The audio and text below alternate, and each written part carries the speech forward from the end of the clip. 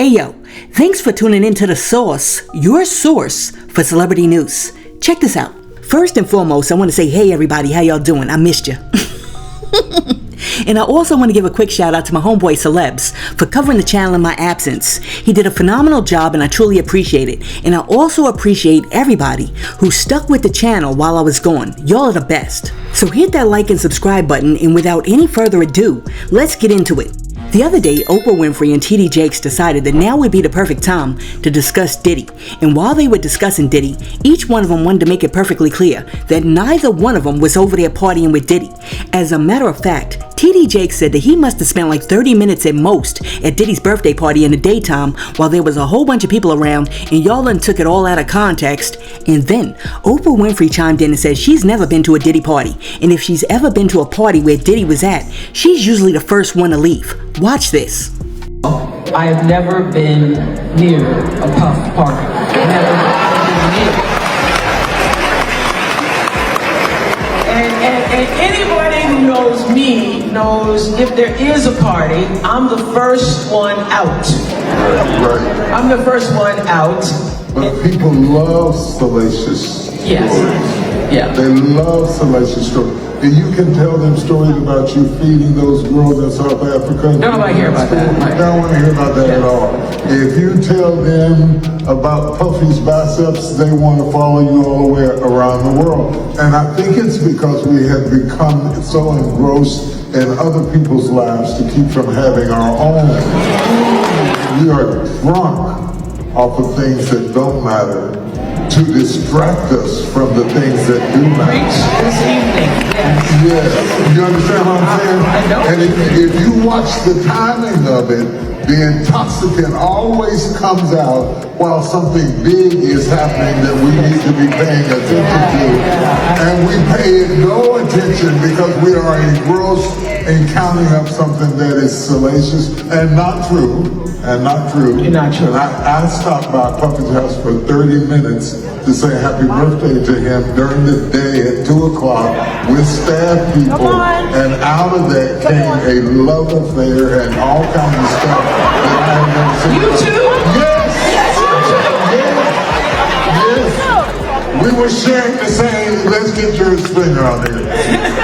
You can't fight it. You can't fight it. You can't sue it down. You can't tear it down because of a small law that is included in the way that our laws are written right now.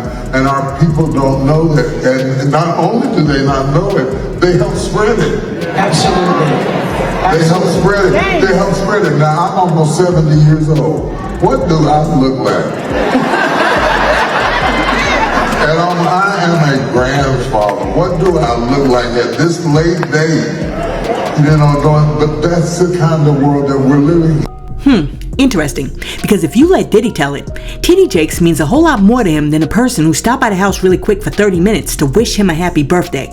I mean, for real, Diddy's over there putting his head on T.D. Jakes' shoulder as if T.D. Jakes is his daddy, and he's also taking the time out to give T.D. Jakes special shout-outs when he gets awards for all of the help that T.D. Jakes is giving him. Instead of them running around like, who's Diddy? What's a Diddy? I never heard of a Diddy. Listen, you can say whatever you want about Kanye West, but you know what Kanye taught us this week? Kanye is a ride or die. Because Kanye showing up in all white at that courthouse has taught us one thing. If you were drowning on the Titanic, Kanye would pull up next to the ship in a little lifeboat, watch you drown for a good 20-40 minutes, and then paddle off. Now, after T.D. Jakes and Oprah Winfrey emphatically denied ever partying with Diddy for more than 30 minutes, Rick Ross's baby mama Tia Kemp jumped online and she was like, oh, no you don't. You're not going to sit up here on live TV and try to gaslight me because I know darn well that I done seen you at those parties. Oprah and T.D. Jakes did not go into Diddy parties. I stopped by Puffy's house for 30 minutes to say happy birthday. Out of that came a love affair. And all the time, now they don't. They all gonna say, but we saw y'all there. Not T.D. Jakes. Don't you dare sit here and lie.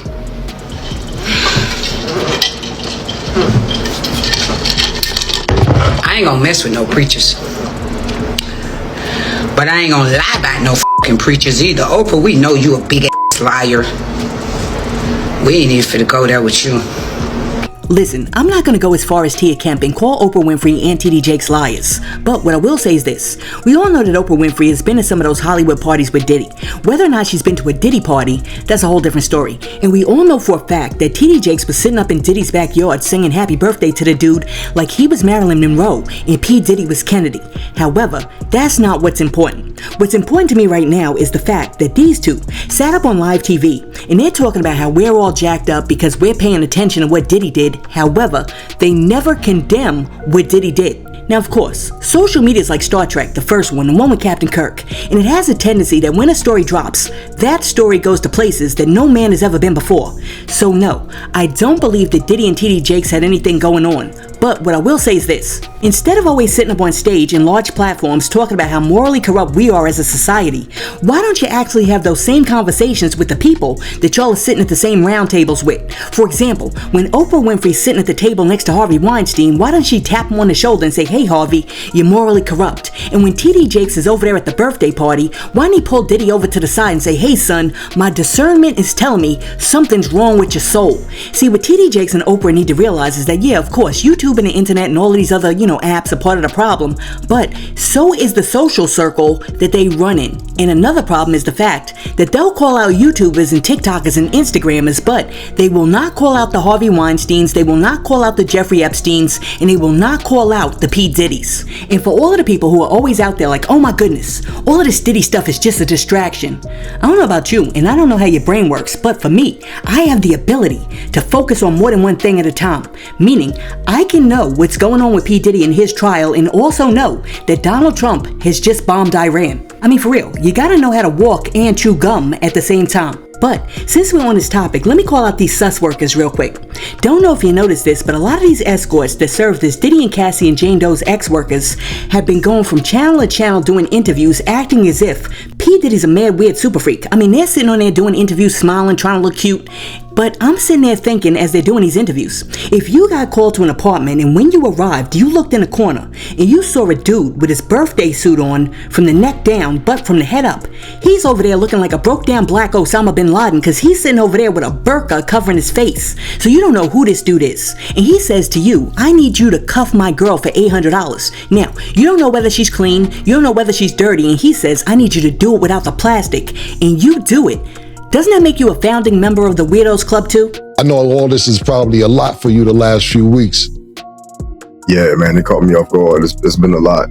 Yeah, a lot for sure.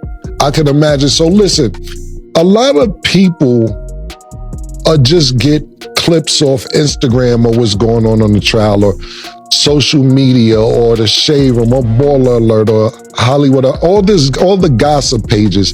And they may not know initially what's going on. They're just taking bits and pieces. So let's kind of run this down. How did this initially happen? How did Puff and Jane Doe get in contact with you? I work with an agency and they got contact with me through the agency. Okay, what kind of agency is this? Like a companion escort agency that also book like entertainers to dance for like bachelorette and birthday parties as well. I seen also in the transcript, or I actually heard you talk about this, that Puff will have the Muslim mask on and be naked from the neck down. What was that like? Pause. Bro, that was like the weirdest shit ever. Right. You know what I'm saying? Like, yeah. It's already weird knowing like a dude coming in the room, you know? But, you know, I'm messing with the chick and mind you, I'm seeing all this peripheral. I mean, that ain't no regular type shit. Like, you gotta think, I went to college. I never ran no trains or none of that shit. Like, you know what I'm saying? Like, I'm not used to this over here just trying to knock the chick down. That shit is strange. Yeah. Like, I wasn't ready for that. I came there under the pretense that it's a show. You know, so a show isn't, you know, doing a Diddy's first encounters with male escort The Punisher consisted of him wearing a burqa sitting in the corner of a hotel room, directing him what to do to Cassie. He said that Diddy eventually got comfortable enough with him to only wear a baseball hat. As a matter of fact, let's take a source poll. You're an exotic dancer. You get a call to an apartment. You show up, and either a man or a woman answers the door, depending on, what you are.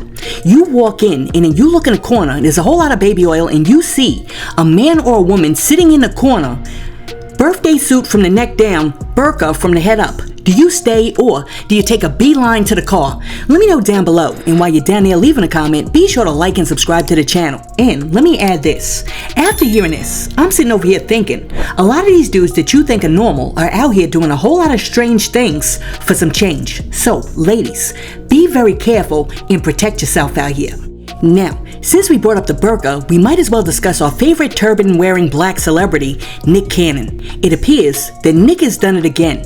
During a recent interview, when he was asked to list all of the names of his 12 children, Nick was only able to name 10 of his 12 kids. Why do you have so many kids? Why do I have so many kids? I have a king complex. You have a what? A king complex. I was like, as black men, we always be like, what's up, king? Okay. I'm a king. I really think I'm a king.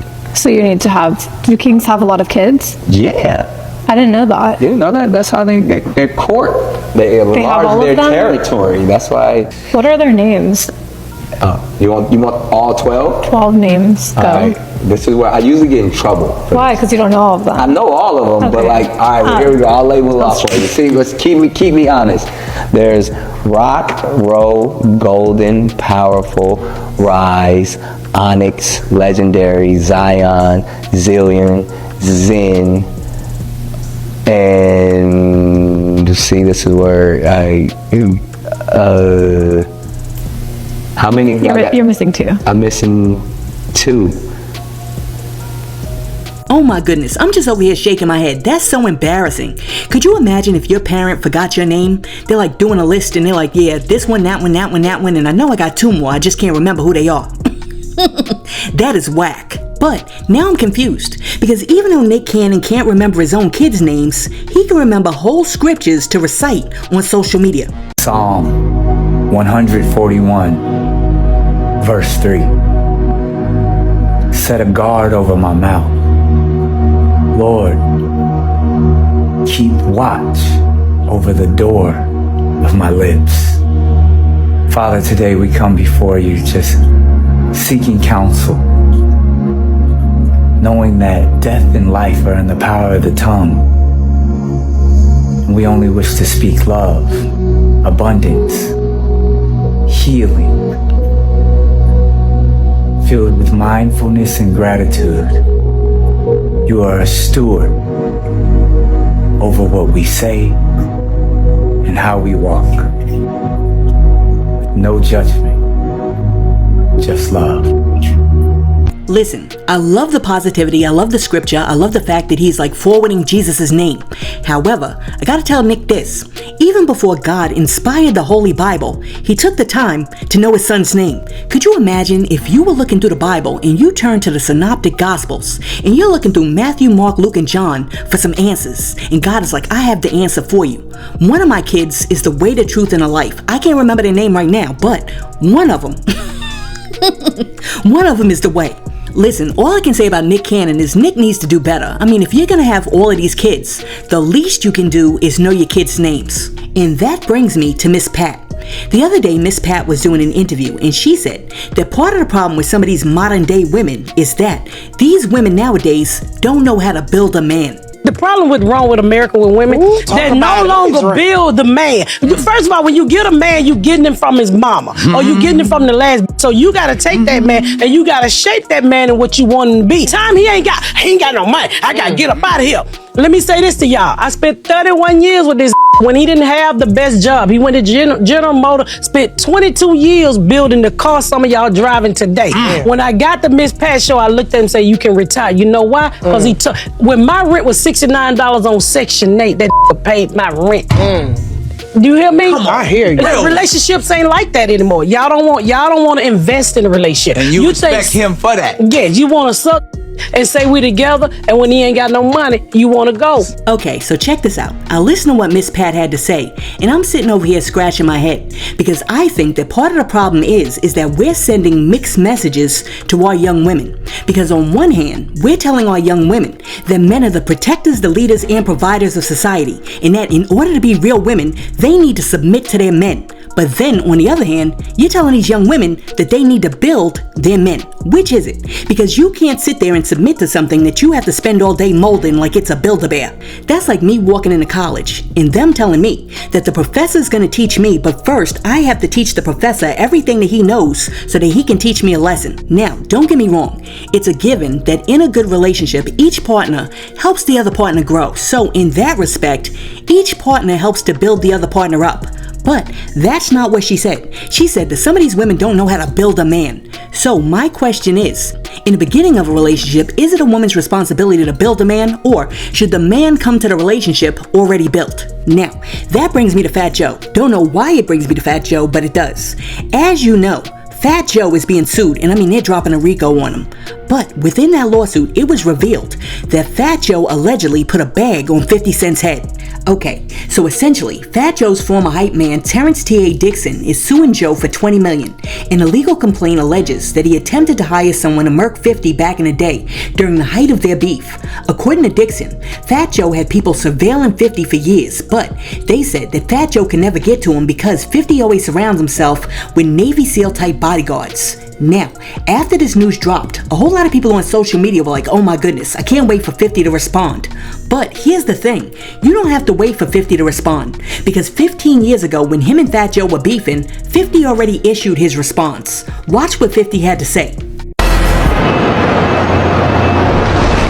What's up? This is 50 Cent. I just want to thank everybody for showing their support and all the get well messages I got on this50.com. Yesterday, I listened to Fat Joe's record and it hurt me. And I told you people not to listen to his music. And some people didn't listen. And look what happened. Feel it right here. Rock it away. Now lean back. Lean back. Young buck tried to ride his motorcycle after listening to Fat Joe's record. And look what happened.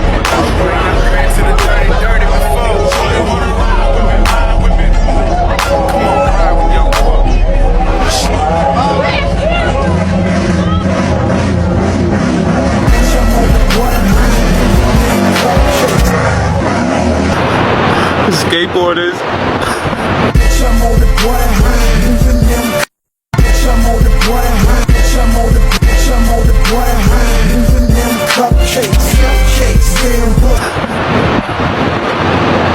People who ride their bikes. That works out to about $3,000. You know, there's people all over the place. There's people playing the music, trying to work out.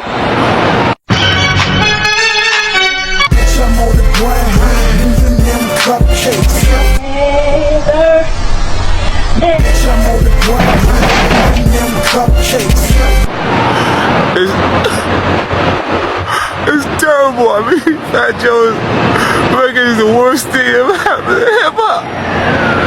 And it hurts bad because I love hip hop. I don't know what else to say. I mean, everywhere this is happening all over the place. Let me tell you something, 50 Cent's just not right. Anyhow, as far as this Fat Joe lawsuit is concerned, one, this is not the first time that this same dude has tried to drop this same lawsuit, but now it's more salacious than it was the first time. Two, I find some of the allegations to be totally hilarious, because in my mind, the only thing that Fat Joe is over there making disappear is a hoagie from the local bodega. And three, once I found out that this is a Tyrone Blackburn special, I was like, oh my goodness, okay, listen, I'm just gonna reserve judgment till we get some more facts. Now, peep this. The other day, Jim Jones was chilling in a cut with his ex, Chrissy Lampkin. And while he was chilling with her, YouTuber Zoe Spencer came in the back and she referred to Chrissy Lampkin as her auntie. And Chrissy was like, no, hun, you need to get that straight. I'm not your auntie. Oh, you good? Say hi to auntie. How auntie? How? Oh, no, you're not auntie. Not your auntie. Okay. Hi, baby. Okay. I mean, you could be very nice. You can't be auntie. She don't play. Okay. Nice sister, big sis. Period. Okay. See, she didn't want it. What? Oh, this you got the bust down. You good? Yeah. You got some liquor. I'm like, you got some liquor. It died. Listen, that whole thing happened because Jim Jones was over there being messy, because I don't know if y'all heard it, but he's the one that told the young girl to call Chrissy auntie. Anyhow, let me give some of you young girls some advice. I know that when you're like 20, 23 years old, you think that anything over 27 is old as Methuselah, but here's the thing. You might want to think twice about calling women auntie when that same woman could put on some clothes right now, walk into a room, and shut you down. And what Chrissy Lampkin was telling her right then was, 1, you don't know me, and 2, if you did know me, you would know that I still got it to the point where I could walk up to your 20-year-old boyfriend and steal him from you right now. Alright, so I was gonna end today's video right there, but then I came across a video of Kodak Black. And I mean, what Kodak did is nasty work. And I was like, oh my goodness, I have to share this with the people. Alright, so this is what happened. The other night, Kodak Black was in a club, and while he was there, he was feeling good. But all of a sudden, he started digging in his nose and searching for boogers. And apparently, he found a few. But instead of rushing to the bathroom and washing his hands or getting a napkin and putting a little boogie in a napkin, he decided that it would be a wise idea to put that booger on top of the white girl's head that was standing beneath him. Watch this.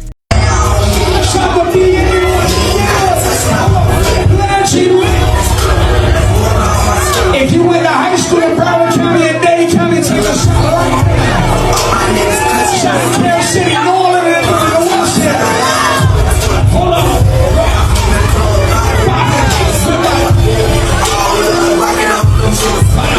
Yeah.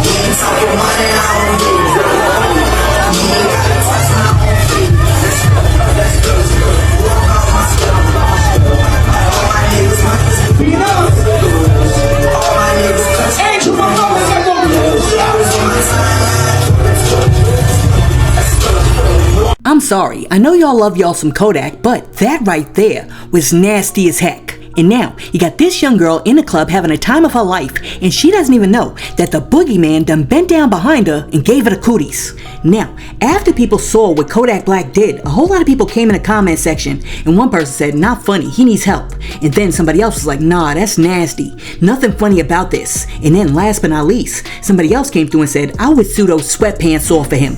Let me tell you something. The paramedics would have to come to that club and revive him before I could sue the sweatpants off of him. Because if I found out that that dude was standing behind me and he took something from out of his nose and put it on my head, it would be on and popping. See, I don't understand some people, because I don't understand how some people don't understand that there are some things that you just don't do. You never do. It should never happen. We shouldn't be talking about this because he should have never did it. Ugh, I don't even know how many different ways to say this, but Kodak Black needs some serious help.